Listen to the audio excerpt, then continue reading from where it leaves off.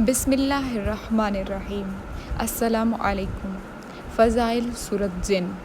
قرآن پاک کی اس سورت کو سن کر بہت سے جنات حضور پاک صلی اللہ علیہ وآلہ وسلم کی دست مبارک پر اسلام لائے، اس لیے اس کو سورۃ جن کہا جاتا ہے۔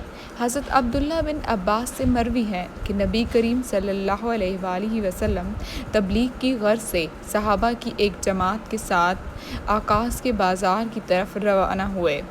رستے میں مقام نخلہ میں حضور نماز فجر ادا کر رہے تھے کہ جنات حاضر ہوئے اور کلام الہی سن کر اپنے ایمان لانے کا اعلان کر دیا۔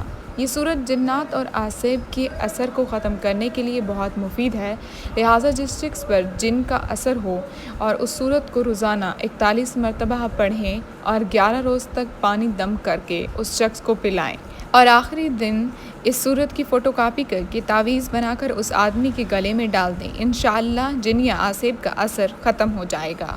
اگر کوئی شخص قید میں اس سورت کو پڑھے اسے قید سے رہائی ملے گی۔ اگر کسی مال یا خزانے کے ضائع ہونے کا ڈر ہو تو اس سورت کو پانی پہ دم کر کے اس مال پر چھڑک دیں، انشاءاللہ العظیم مال اور خزانہ ضائع ہونے سے محفوظ رہے گا۔ اگر کوئی شخص سوتے وقت اس سورت کو 1 مرتبہ پڑھنے کا معمول بنا لے تو وہ ہمیشہ پرسکون رہے گا، کسی قسم کے غم و فکر میں مبتلا نہ ہوگا۔ جب کسی دشمن یا ظالم کے سامنے جائے گا تو اس کے شر سے محفوظ رہے گا۔